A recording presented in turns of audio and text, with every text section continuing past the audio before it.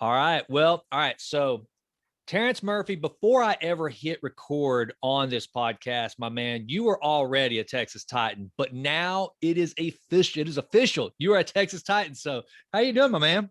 I'm doing great. Thank you. Thank you for having me. Well, I am so glad you're here. And let me tell you something. Here's why I get excited about having a guy like you on the podcast. It's because now those who know you, they're going to know that you are an incredible A&M football player. Then you went on to the NFL, but then after that, now you are crushing it in the world of entrepreneurship and in business. And so that's who I like to talk to are individuals who take their work habits, their work ethic, and they're successful in just multifaceted areas of life. And you've certainly done that. And so I'm so excited to get into this conversation. And I got to give a shout out to our mutual friend John Landis for connecting us. Landis, I have faith, Terrence, that one day he too will be a Texas Titan somewhere besides just in his own mind. Because I mean, he's a very special guy. So, all right. So with that, man, let's just get into it. So, tell me about your where this story starts in Chapel Hill, and take it as far back as you want. What I really want to dig into, Terrence, is what did you know at an early age you wanted to be a ball player? Or were you like most of us growing up in East Texas? You played baseball, then you ran track, then you played football, and then you gravitated towards football. Kind of, how does the story begin? Yeah, it began with, I have older brothers. I have a lot of uncles. Man, if I go to naming my uncles, I'm pretty sure somebody's going to know them in East Texas. Mm-hmm. And I think a lot of times, because especially on my mom's side of the family, I'm really the only one with the last name Murphy. So I have a lot of Lees and Bells. Yeah, so it started with me at 5 years old. My mom bought me a Doug Williams Redskins Super Bowl uniform, and it was just I'd always had footballs in my hands and baseballs, but I used to wear that uniform everywhere. And it was cool because it inspired me. And I would tell people since I've been in elementary school, I'm gonna go to the NFL one day. I'm gonna go to the NFL. And so, for so many years, and people tell you, yeah, they pat you on the head and say, good luck with that, And I get it, but man, when I set my mind on something, man, I'm gonna push through. And there was a lot of trials and tribulations to get there. Even in high school, I was on varsity as a sophomore. We went 0-10 in Chapel Hill that year. We didn't win one game. And then the next year we went 1-9. So going into my senior year, we were 1-19. Wow. And the Chapel Hill Bulldogs of the 80s and 90s winning state championships and winning, that wasn't what we were used to. It wasn't what I was used to as growing up around it. And I just never stopped that winning mentality. Even though we were not winning games, I knew I could go D1. And at that time, we hadn't signed a D1 recruit for like 8 years. I think Tremaine Mack was our last D1 recruit. So to go 8 years and not sign a D1 guy, I kind of started it back up. And there's a lot more to that story. But yeah, flipping burgers at Dairy Queen in high school. I was sacking groceries at Albertsons. I was working at Toys R Us in the warehouse. I had my own lawn business. I just always been a worker. And my mom, Brenda, who raised us, she was hard on us, and she was really hard on me. I never understood why, because I was like, why am I getting the brunt of everything? But I get it now as an adult. She was trying to prepare me for who I'm trying to grow into as a man and as a business owner today. But yeah, that's my story. Went on to Texas A&M, came in as a 2-star recruit, played there for a couple years, left with the records and the record books, went on to the NFL. I'm the first guy out of Chapel Hill High School to go in the first 2 rounds of the draft. I think I'm the first and only. And then that obviously retired and transitioned into real estate. Man, what a great story. And there's so much to unpack there, Terrence. And let's start back with, okay, first of all, kudos to your mom. And you know what, man, it always seems to be the case that the good kid is the one that gets punished. And that's because you're the good kid, the expectations are higher. And I can kind of relate to that a little bit.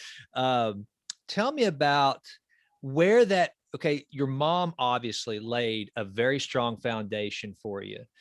But we've got a lot of kids out there that they've got parents that tell them all the right things to do. They instill those the work ethic and everything. But tell me, kind of at the earliest age you can remember, it doesn't have to be the earliest age, just a time where you really started to execute on what your mom had planted the seed for, but then it became up to Terrence to actually execute on be the fortitude, the drive, the kind of the stick-to-itiveness that made you what you are? Because that's another thing too that I would like to, the audience, they should realize is that you don't get to go to A&M on, especially in football, and coming from a losing team with Yeah. just natural talent. There's a lot more there. There's a lot that, I mean, there's a lot riding on the people that get the guys that get those scholarships. So talk to me about where you started to realize that this is what was going to make you successful, is to always have that work ethic. And an example that you can tell me. You said you overcame some stuff. I'd love to hear some of that.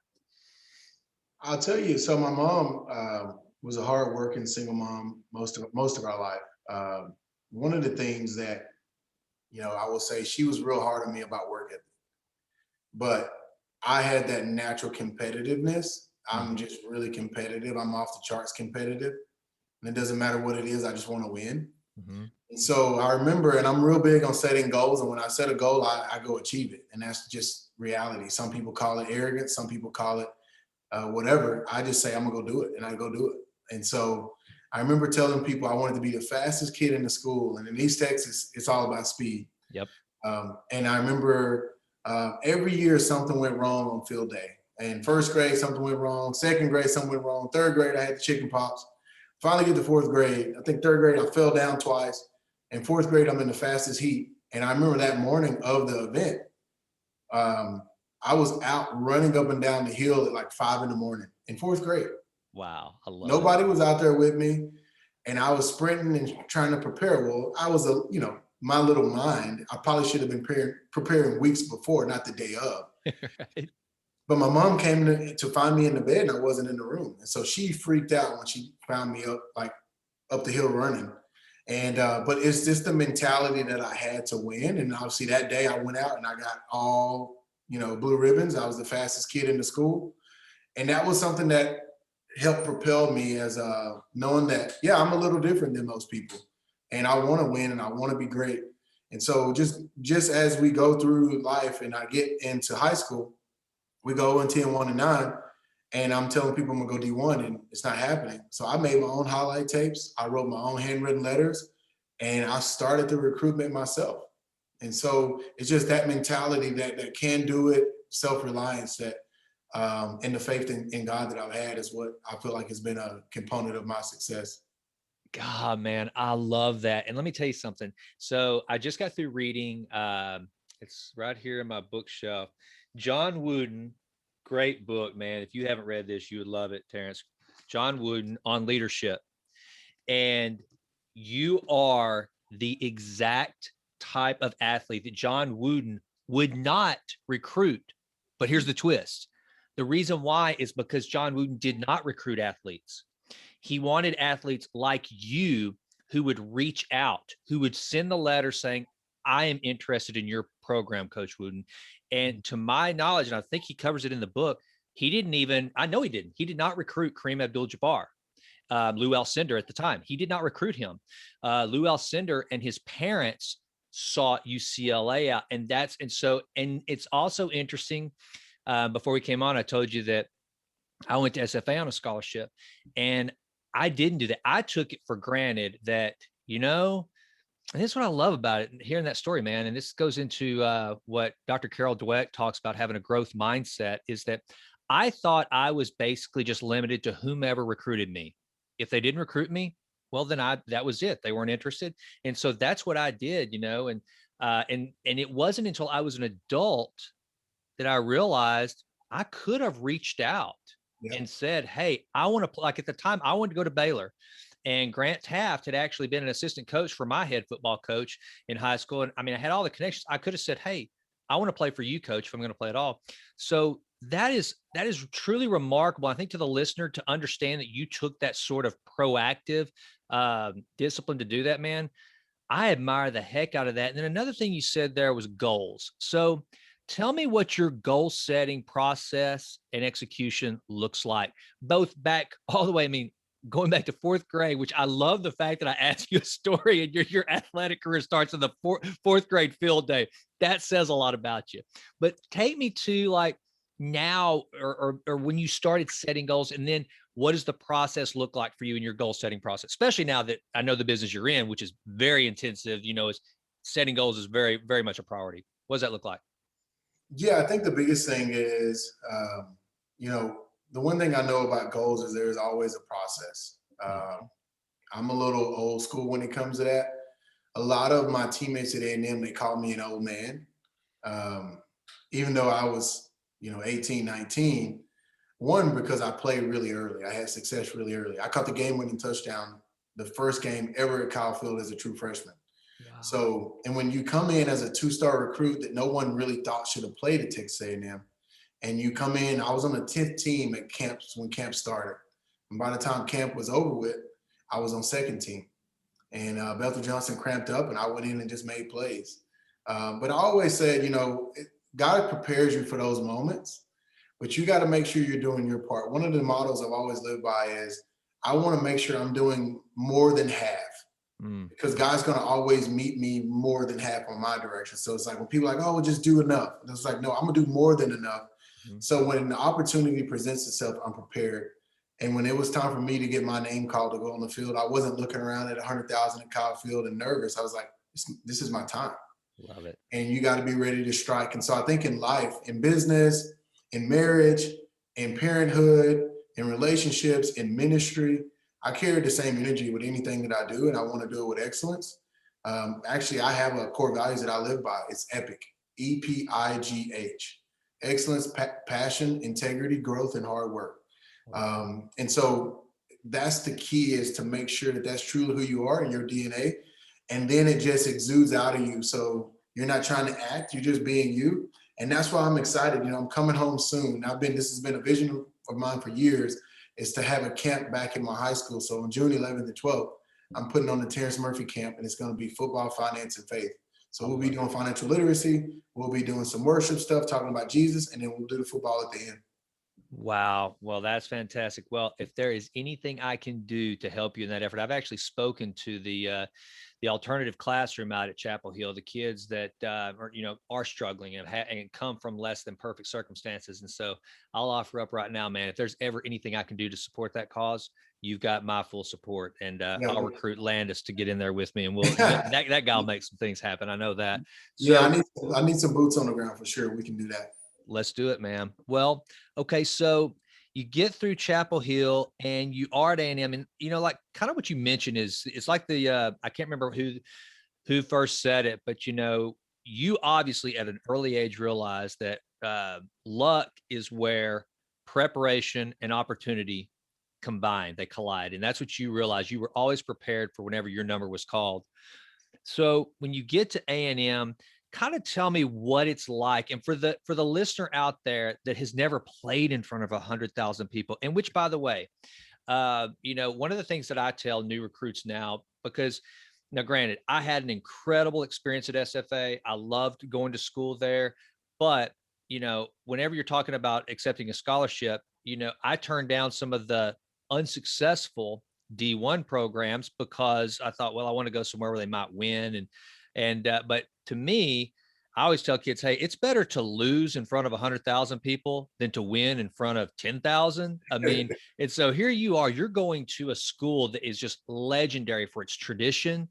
Kyle Field, they don't, no one sits down during the game.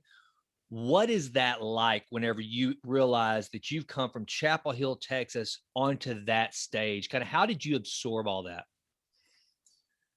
It all was a blur, I will say. I think the biggest thing, going back to goal setting, I still remember I knew in my heart of hearts what I had, and I knew the work that I had put in.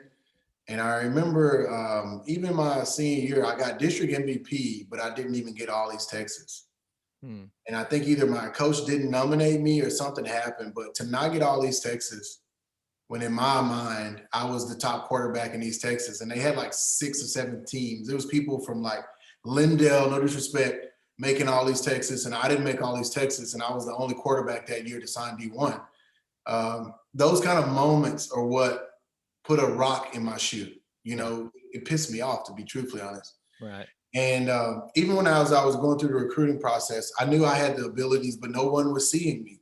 So instead of quitting, getting frustrated, creating a victim mindset, or even saying, well, this just isn't for me, or, oh, it's because I come from, humble beginnings, or, oh, like, it's easy to have those thoughts, and those thoughts clear through your mind. Even I remember going to my coaches saying, I'm gonna be the one that goes D1 again. I had coaches telling me it's not happening. Now, looking back at that, it's like, why would you kill a kid's dream? Right. But I just kept pushing, man. And that's the mentality you gotta have. You gotta put your blinders on. And if it's the thing about it is it's your life, it's your goals, right? So if it's your goals, you don't need other people's approval. Yeah. I can guarantee you right now, of all the people who knew me as an athlete or as a kid or as a student, when I told them I was not only going to go to Texas A&M, I was going to move to wide receiver and play a role in a position I've never played in my life, people thought I was crazy. Yeah. Yeah. But that was the vision. And so I was so adamant about doing it and so focused on succeeding. And I just put in the work, man. And when I got here in front of 100,000, see, the thing that people don't realize is they only hear about the successes. They don't hear about the sacrifices. That's right.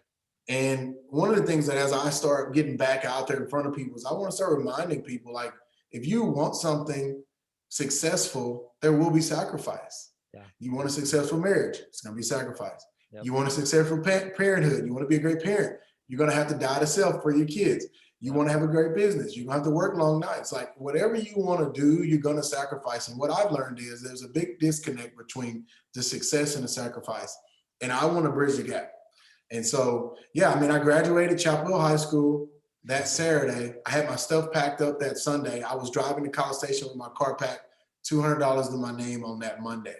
And I slept on a dude's couch and I worked out with the team and I just put in the work. Love that, man. You are, and I mentioned earlier, Dr. Carol Dweck, who wrote the book Mindset, and it's one of my favorite books because for the longest, I was not like you, Terrence. I had a fixed mindset. Either like I was fast, but if I had not been, I would have been like, well, you're either fast or you're slow. There is no improving, and it held me back a lot. I wouldn't pursue things because I thought, well, for what I would find some reason why. As a matter of fact, let's go back to whenever I first started playing football in 7th grade in Sulphur Springs. I did not play quarterback because everyone wanted to be the quarterback. So if everybody wants to be the quarterback, there's no way I'm going to be the quarterback. So I played fullback, and so I had a fixed mindset, but you embody the growth mindset as well as anyone I have ever talked to. You remind me of Josh Tomlin, who is now a pitcher for the Atlanta Braves from White House. And Josh, very much like you, he was not a good enough. I think he played maybe shortstop or second base, and he's going to get on to me because I can't remember what he actually played in high school. But I mean, he was a stud, good hitter, good fielder.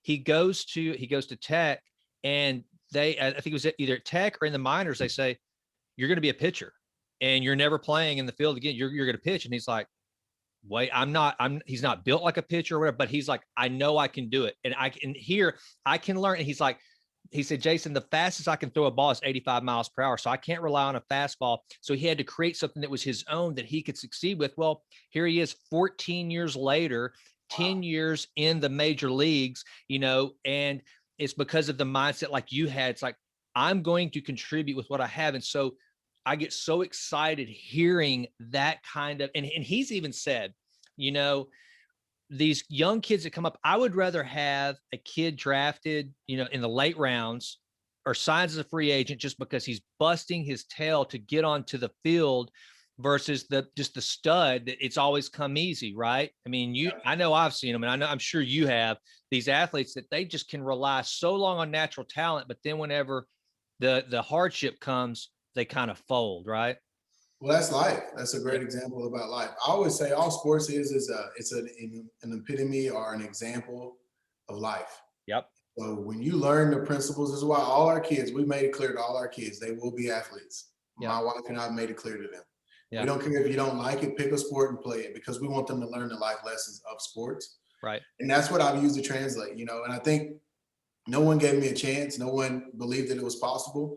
But as long as I had that, faith and work, because I always say hard work and faith are deadly combinations. Right. I knew that I could come play at A&M. And so when I left as a 3-time academic all-conference, 2-time first team all-conference, an all-time leading wide receiver for pretty much everything on the record books, get drafted, go play with the Packers, I was still, feeling like I had to prove stuff because going into my senior year, I was projected to be a top 15 pick. Right. And, we bring in Coach Fran, he starts running the option. I get double coverage, I get beat up, and I fall to the second round. And most people are like, man, second round in football is still amazing. Yeah. Man, I was a top 15 pick. Yeah. So I was pissed. And so when I had my injury my rookie year, I was already doing really well. But God had a different plan. And that's when I transitioned into real estate. I took that same energy, that same mindset, and I rebuilt myself. A lot of times people, especially in East Texas, people just talk, right? And they're like, well, why don't he come home? And where is he at? And we haven't seen him. Yeah. Man, I had to go rebuild myself. Like, when do you don't get, who gets paralyzed from the neck down every day? You know what I mean? Right. And so it's like, yeah, I'm just now coming home with camps and stuff because I needed to go get myself together, man. I went through deep depression. I obviously went through rehab. I still have to rehab my neck 15 years later. So, but now I'm excited about entrepreneurship, and I've taken all those trials and tribulations in life. There's so many more that obviously we won't get to today. And I've just turned it into fuel to keep pursuing excellence in life. Well, let's just dig into that a little bit, because you're right. I mean, when it's one thing to, life hits you in all different sorts of ways, but when it hits you physically, like it did you, which is and all of a sudden, I mean, a dream is shattered. I mean, again, it started, before the fourth grade, running the hills before, it was time to go to field day. You fulfilled this, and now this physical injury that there's only so much you can do to overcome. Take us through the process of what that looked like, Terrence, of when you started that rebuilding. How did you get your head straight? How were you able to draw on that strength within, and kind of what were some of the tools and tactics that you deployed? Just maybe at first it started on a daily basis. What did that look like when you decided, okay, I'm still Terrence Murphy, I still have a lot to offer, there's life after this, and whatever it looks like, I'm going to be successful? What did that look like? Yeah, I would just encourage everybody out there, for one, even if you don't have an injury, just when you transition, anytime you transition to something else, you got to be willing to humble yourself and go back to the bottom. It's no different than if we're running a race and you get halfway through the race and you say, hey, let's stop, let's start over. You got to go back to the starting line. And so when I transitioned, I was willing to humble myself and put in the work and start over and learn my craft. I read 40 books in 16 months, and I'm not even a crazy reader. But I just took that energy and said, I'm just going to pound this information into my head. And I just carried that same pursuit and that same discipline to become a pro athlete into learning how to be an entrepreneur and learning how to be a real estate investor and developer. And so that's the same mentality that I would encourage people to do. The other thing I would say is give yourself time. It's not going to happen overnight. And I was trying to rush through my morning stages, because the thing is, people come and go. And when you depend on someone other than God and yourself, you're going to be let down. So when I first got injured, a lot of people were reaching out. People slowly go back to living their life. But, I was stuck picking up the pieces. But what I learned is, okay, the only way that I'm going to get out of this is going to be me and God. And I looked in the mirror and I owned it. There was no victim mentality. I wasn't blaming anybody else. I had every reason to be mad and pissed off and down, but I just say, you know what, let's go. Let's go recreate yourself. Let's go rebuild. And so there's a scripture in Jeremiah where he talks about rebuilding the temple. And he says, I will rebuild you again and you'll be better than you were before. And I really clung to that scripture, and I clung to a lot of other scriptures, Hebrews 13:5-6. And those were the stepping stones that I used to rebuild myself. I love it, man. Now I'm drawing a blank on the time frame, because I tell you what, you have so many similarities to Quan Cosby, and I know y'all played. I think you played against Quan. I can't remember exactly when he was at Texas, but very similar. Very successful on the field, devout faith. A fellow believer as we are. And you guys, this is why I consider myself the luckiest guy in the world to get to do this little podcast that has grown like it has because of people like you on this show. And I'm blessed that this show, I always tell people, this show is only as good as the guests I have. And right there, I mean, hearing those words of advice, man, That's invaluable. And now let's take it to, you decide to be an entrepreneur. I mean, and we share that in common. My first real entrepreneurial venture, I'm 28 years old. And I buy a real estate company. I'd never sold a house in my life. Mine was a residential brokerage. How do you get that itch, and kind of take us through the steps of how you plan to execute on that? Yeah, it was two things that I really focused on, and I want to make clear. One, I asked God to give me something I could be passionate about. Hmm.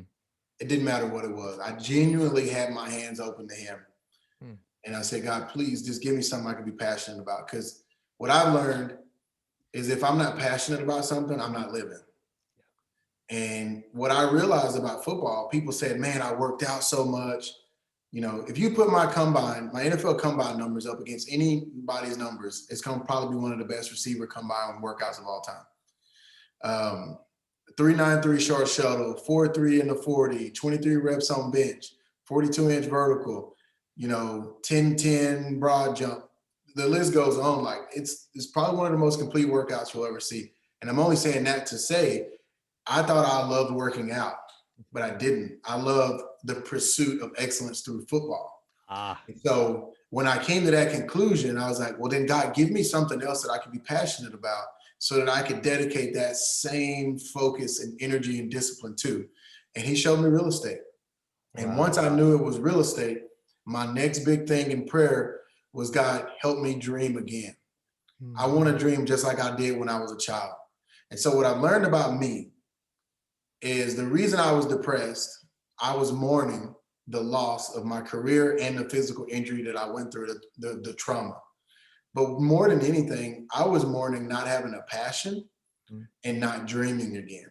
Yeah. I wasn't dreaming. And so when I pieced those two things together, and it only came from Christ, and I only speak about God in public, and I'm not saying it to sound important or better, I'm saying it because I know I wouldn't be sitting here without Him. Mm-hmm. So the passion and the goals and the dreaming is what helped me create. And that's when we started TM5, our real estate brokerage, startup company. We started a development company. Now we have 15 companies that we're leading and running. Yeah. But yeah, we're a couple months away from hitting $1 billion in sales at our TM5 team. And so we're just blessed, man. We're blessed in so many ways. God, this does my heart so good, because everything that you have executed on, man, I mean, you're speaking my language. I mean, so much of what you have covered. Now, and especially you've mentioned it a couple of times, and this is something, Terrence, that took me a long time to realize, is that first of all, patience and enjoying the process. That's one of the things that I we talked about goals, and now you've seen that a goal is a guidepost, right? Most people, they set the goal and they think, well, if I just look at my goal every day, but okay, like going back to John Wooden, John Wooden very rarely talked about winning a game. In fact, Kareem Abdul-Jabbar said he never heard him say win or lose the entire time. He was obsessed with perfecting the process. And then the goal will take care of itself once you have that process and the patience to get it right. And that took me a long time to realize. So to hear you say that just reiterates so much of what I try to talk to my daughters about, and other undergraduates, or early entrepreneurs, that don't make the mistakes I make, because I wanted to rush through it, through my ego, entitlement, you name it. I had all sorts of reasons why I was supposed to be so successful at a certain age. And it's really relishing those little wins, understand those feedback loops of, and that's the process to enjoy. But now here's another thing I want to talk to you about, because I have a lot of people on here that have been successful entrepreneurs. That's one of the things I seek out for guests.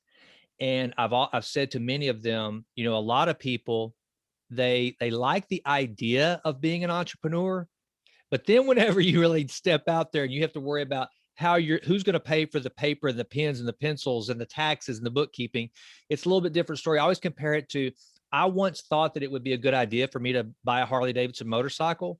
And so a buddy of mine borrowed one, and we went up to the church parking lot, and literally, Terrence, I drove it like in one circle and laid it over, and realized real quick, okay, I liked the idea, but the reality of it, no. And I've never been on one again. So talk about kind of what the listeners out there, that they want to be entrepreneurs. And here's the cool thing. it's not just young people. It's that guy that's been at it for 55, so a lady that's been a VP for 50, is 55, 6 years old. And now she wants to enter entrepreneurship. What are some of the realities that you've seen in whenever all of a sudden you're the one signing the front of the check and not just the back? Well, there's a lot. It starts with, I see people with this destination fixation. Mm, They say, well, one day if I can get $1 million in the bank, or one day I can start a business, and then you get there and you're like, now what? yeah. So there's a difference between having goals. Yeah. But one of the things I'm learning is tie your goals to experiences. Mm, Because like I had looked up, I had my whole football career, and when it was over, I was like, I didn't enjoy any of that. Like I was just going, grinding. And so my wife and my kids have really helped me with that. Like, let's go live. Let's go do something. Let's go enjoy life. Let's go travel. Let's do these things. Let's not just work and have goals. Like, let's actually have rewards, right? Because life is about enjoyment, and whatever that is for you, whether it's having hobbies, whether it's doing yoga, whether it's just going on a walk, whatever it is, going hunting, get those things in your life is the first thing I would tell people before they get in entrepreneurship. Have your hobbies lined up, and then understand why you're doing it. What's your big why? Because if it's just to create a successful business because you see Terrence or Jason or Chris or Johnny doing it, and then you get there, you're like, this is all it's about, because you got there for the wrong reasons. yeah. But that's where I would tell people from an entrepreneurship standpoint, do that. Secondly, I would tell them do a personality test. If your personality test does not line up with you being an entrepreneur, there's a book series, Gino Wickman, called Traction. Okay. He has this test that you take, and it tells you, are you a visionary or are you an integrator? Well, you need those two things, because if you're a visionary, then you need an integrator. Yeah. If you're an integrator, then you need a visionary. Right. And so you got to see who you are, what you are, and are you setting yourself up? Because no disrespect, some people are just meant to be employees. Yep, exactly. That's not a bad thing. Exactly. Just like, hey, man, I can run fast and do this, but was I meant to run the mile? No. Like, it's just, no matter how much I trained, I was not going to be good at running a mile. Like, it just is what it is. So that's the one thing I would say on entrepreneurship. Just understanding who you are as a person and why you're doing it. Yeah, I think that is the pearls of wisdom there are amazing, because, and one of the things you just said was, and I've said that, I've had to tell people that it's okay to be the proverbial cog in the wheel. You got to have the cogs to make the wheel go, and it's okay. And everyone thinks that being an entrepreneur is sexy and all this stuff, but that doesn't mean you're supposed to do it. And let me ask you this. So with regard to Traction, which one do you think you are? Visionary all day. I believe that. Not even anything to think about. So, a lot of times people think, for instance, the NFL. Mm-hmm. When I was 5 years old, do you think I actually was thinking about making money to play football? Yeah. No, it was because I had the vision of just doing it. Yeah, I could see it. I could see myself. I remember coming back from the A&M visit. I was talking to all my friends out in the country in East Texas. And I was like, look at how high those pine trees are. That's how high the stadium is. And one day I'm going to be, and I was telling them all these things I was going to do. And the crazy thing is I did a lot of it. Mm-hmm. So the visionary in me, the dreamer in me, that's the more important piece to me. Entrepreneurship is awesome. But what keeps you in business is that passion, like I said earlier, and then dreaming. When you put passion and genuine dreaming together, that's the pursuit that you're on. It's the journey, it's the process, so that you don't just get caught up on the destination. Well, absolutely. One of the things I'm reading a lot about now is the brain and the mind. And I actually wrote this on one of my social media posts this morning. The brain will believe whatever you tell it. That's what's crazy. A lot of people don't realize that you just have to start taking control. And I guess it was Viktor Frankl. It was one of his quotes this morning about attitude. You can take anything you want from a man, but the last thing, if the most valuable thing that no one can, actually take is their attitude. And it comes back to, you're right, that being able to dream and be able to have those visions. I cannot tell you how that has sustained me. Now, one of the things, again, admitting one of my many faults that I wrote about in my book about entrepreneurship, Push Play, was what you just said. I felt guilty for taking that recreation. And you're so right. A lot of people think they're escaping the rat race of corporate America to go into entrepreneurship where they can call their own shots. But if you just take the rat race and call it something else, it's still just a race, and you're always running. So I think that is very, very wise. Now, tell me now, as a business leader, keeping your, staying sharp, what are the things that you do now to keep both yourself sharp, be it reading, physical exercise? What are you doing? What are your best practices there? And then how do you keep that vision alive to continue T5 growing and whatever other ventures you've got? Yeah, man. I think people just assume that I lift weights. My wife like runs circles around me in the weight room and stuff now. I'm like, I hate the weight room. I hate working out. Like, I'm just, when you've done it for so long, even in college and high school, my teammates and my coaches told me I overtrained, but I didn't know any better. I just wanted to keep working. Yeah. So people see me and they're like, man, you still lift. I was like, I don't lift, but they can't wrap their mind around that. Right. So I do a little bit of like MMA boxing stuff just to kind of work my neck a little bit. I'm not getting hit. I'm just kind of doing that. And probably the thing I love doing the most is just spending time with my wife traveling. She's really, we've been traveling a lot more in the last couple of years. She had never been to New York. We went to New York 3 times in 6 months. So things like that, man, it's just been awesome, man. And then with my kids, we own different ranches and stuff. So we go out and fish and hunt, ride 4-wheelers, things like that. That's really, honestly, if I'm not with my wife, I'm with my kids. And if I'm not with both of them, I'm by myself. I'm pretty low key. Yeah. So that's what really brings me joy and refreshes me.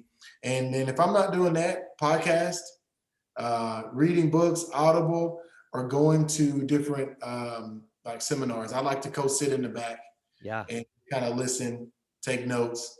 It's crazy because sometimes I try to sneak in these real estate seminars and somebody will realize I'm there and they call me up on the stage and I'm like, no, I'm just here to be in the back. Right. I want to be in the shadows. So yeah, that's really what I've been doing to try to grow and invest in myself. All right. So talk to us a little bit about, now I'm a voracious reader. I've got this Vitruvian project that I've launched, and part of it is the Vitruvian, book challenge that I've got, where I'm going to read at least one book a week, every week for the year. So I'm like you. I don't think you can ever know too much. There's always, the more I learn, the more I learn that I don't know. Right. Yeah. And so kind of, if you were to give me a reading list, what are some of your favorites?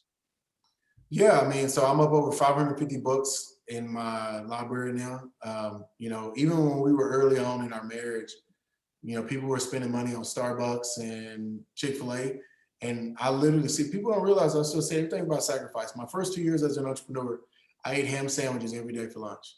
Yeah. My wife made me a sack lunch every day. Yeah. And the only change would be is if I'm going to get oranges or an apple or grapes, right? And I ate a ham sandwich every day. Yeah. And she would cook dinner, but my lunch was a sack lunch every day for 2 years. Wow. And I said, I'm going to take that money that I would be spending on lunch and I'm going to buy books.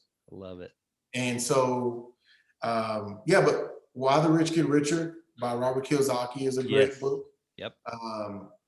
Good to Great, Collins is a good book. Yep. There's a new one I'm reading now. It's called Business is Warfare. It's a really good book. Mm-hmm. But yeah, so I can go on about the books. Gino Wickman's, he has a suite of books. Yeah. Traction, Rocket Fuel, Why EOS. Yeah, those are some really good books. And so, yeah, anything that will inspire you. I don't read fiction. I only read nonfiction, and I only read business and self-help and investment and growth type books. Well, you and let's start exchanging lists. Like, already, I'm going to pick up Traction because I'm always looking for ideas. So let's keep that going because I'm building my library too. And it's crazy. I think it was Seth Godin who once said that a book is the greatest technology ever created because you can literally, for the cost of a Starbucks, you can have someone's life work in a book. It's there. They did all the work and you can learn from it. And it truly is a remarkable thing. And, and anytime I hear somebody say, well, I'm not a reader or whatever, I'm like, Well, you better get that way, because that is literally push-ups for your brain. It's not just because of the knowledge. I have learned, Terrence, that is the one thing that I have done probably in the last year where I've really amped it up, that has just made me calmer, a better thinker, a clearer thinker, is reading. So, man, to hear you say that, and also, by the way, you'll love this story. So my first year in business, I'm sitting there and it's getting close to tax time. And I realized I have not paid myself anything for the whole year, had no income. And of course, my first year to own my own business. So I called my CPA up and I'm like, hey, I've got a question. I mean, what do I do? I haven't made anything. So I know I'm not getting anything back. And he said, well, you may be eligible for an earned income tax credit. And I go, wait, what? Isn't that for people that don't make any money? He said, yeah, you haven't made any money. He said, yeah. So I'm like, wow. So, yeah. But don't you, and I look back on those early days, and aren't those some of the greatest memories you have as an entrepreneur? Yeah, for sure. Just, I look back at my whole life just coming from East Texas. Yeah. And now, there was a time where, I went on the scene in football. There was a time, I mean, if you think about it, when it comes to football, Texas is probably top 3 states in the United States. Yeah.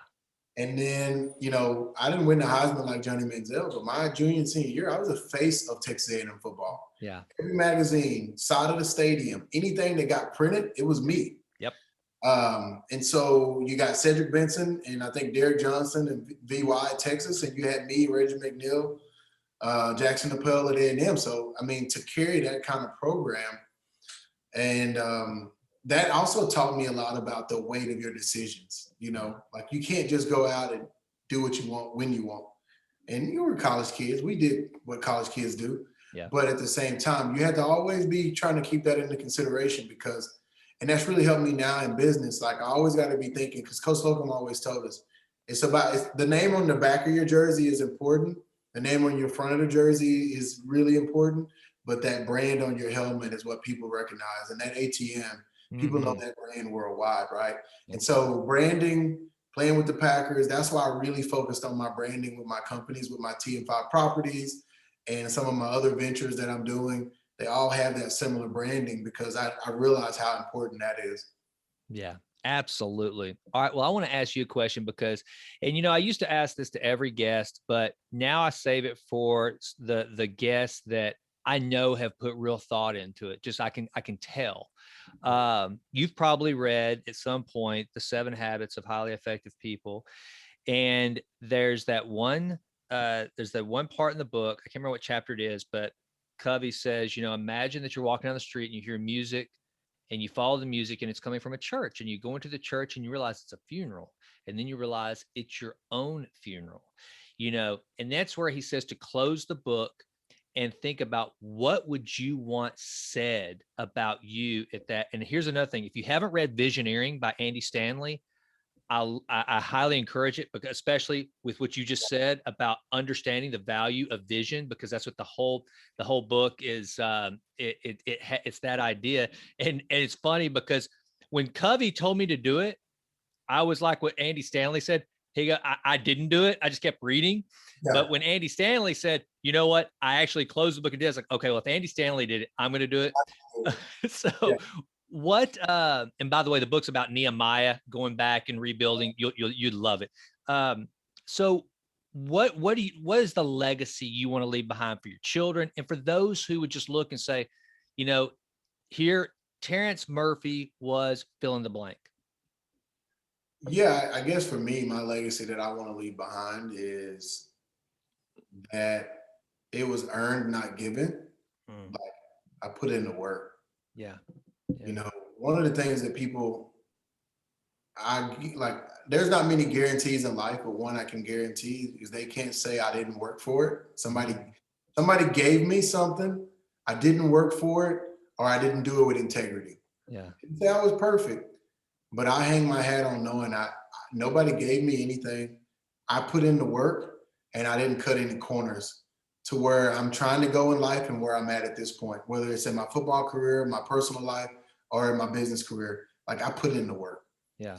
And so you know, the thing is, the other thing I would want people to say is that no matter where you saw Terrence, in his highest of highs and his lowest of lows, and in between, he was steady. He was the same person. Mm. I didn't say that. I didn't say they gotta like me. I'm just saying that, hey, he was the same. Now, I'm not saying we don't need to evolve, because we will, Yeah. but the core of who I am is who I am. Yeah. So, and that's the thing that I try to always stay that, right? So whether I was flipping burgers at Dairy Queen and washing toilets, or my name called at New York and getting drafted by the Packers, or laying in the ICU not knowing if I'd ever walk again, I was the same person. Yeah. And now today, I'm still the same person. It's the core of who I am is the same. And so that's why I'm excited to get back home to East Texas and reconnect, because I haven't seen a lot of people, and I haven't been home consistently in 20 years. So I'm excited about that. Well, I tell you, I love that. And, I did the same thing, man. That's how I got here. After I graduated from undergrad, I was in Houston for 6 years. And that's how I got into real estate. Was just, I started looking for businesses to buy. And I can tell you, but I had my daughters at the time were 2 and 3 years old, and I wanted to raise them in our beloved East Texas. That's where I want them raised. And it was a great decision. And man, I'm so glad to hear that you're coming back to God's country. It's sure been good. Now, and I mentioned kids. I want to ask you this, because to hear someone with your mindset, it's so refreshing. It's just, I mean, we're kindred spirits, because the things that never go out of style are a good attitude, hard work, and no excuses. And you have executed on that. But then, very much like you, I can tell our kids are growing up with more than you and I had. Yeah. They just, it's a totally different universe than what I grew up in, that I know that it sounds like what your kids are going to grow up in. As a father, father to father, how are you balancing that? How are you instilling that in your kiddos to make sure they maintain that work ethic? Yeah, it's been cool. I'm really blessed to have an amazing wife. Mm, Uh, Erica I would not be the entrepreneur that I am today, nor the man, without her. yeah. So she's played an integral piece to building my legacy and building my family legacy through her and with her. So I give her the kudos in that. Obviously, God gets the glory with that, because He gives me truly, with all my different companies, the innovative ideas that I come up with on my construction company, whatever, all those ideas come from God. But those are two of my cornerstones. And then with my kids, we're really hard on them. We push them. I mean, I remember we both said we won't put our kids in private school, because we didn't go to private school, we went to public school. Mm-hmm. But our kids are in private school, and we push them hard. They get out of private school, which is very rigorous, um, you know, work that they have to do. And then we have them go to tutoring year round, even in the summers. So Awesome. we got them doing this continuing education, kind of graduate education, Japanese learning. Yep. We have them in sports, and we're already pushing them to start businesses and have chores. So that's one of the reasons why I bought my ranches, because they're going to be out helping me work the cows. They're helping me on the hay business, and they're out there working. They're not just standing around. We really try to limit our time on iPads. And when they get TV time, we say, hey, you got this much time, and we want the TV off exactly at this time. So we're really trying to balance that. But, at the same time, we put in the work so that they could have a different life. Man, I love that, because I'm telling you, Terrence, not many parents and I guarantee if I were to meet your kids, they'd probably say yes, sir, and no, sir to me, because again, yeah, I don't know about you, but when I first entered the workforce, whenever a lot of people, they get offended by that. I'm like, hey man, that's just how we roll in East Texas. I mean, if you're older than me, I'm going to say yes, sir, no, ma'am, or yes, ma'am. And so, to hear those values and those things that you're instilling your children, man, you're doing right by them. And so it does my heart good to hear you say that. Appreciate it, bro. Yeah, they're all yes, ma'am, no, ma'am. I use yes, ma'am, no, ma'am. I've Yeah. heard it a million times. Quit saying that. I Yeah, all the time. I'm from East Texas. I'm gonna keep saying it. Move on. exactly. Same here. Same here. Well, man, look, God, we've nearly hit an hour and it's flown by, and I want to be respectful of your time. And I got to tell you, I cannot wait for you to get back to East Texas and to meet you in person, and to we'll invite Landis out. We'll go grab some coffee or something. And any way I can ever return the favor of, because you gave me, the most valuable non-renewable resource any of us have is time. And for you to have shared some of yours with me and this audience, brother, I cannot be more grateful. So thank you for that, Terrence. I really appreciate it, man. Man, thanks for the opportunity, man. I'm looking forward to getting home. College Station is just Tyler with a university.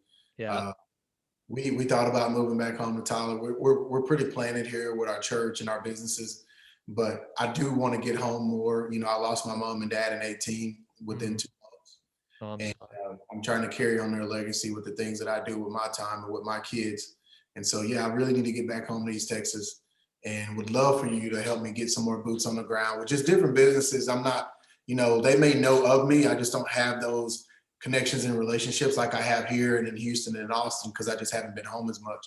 But yeah, we're looking forward to it, man. We'll connect soon. You got it, man. I'm there for you.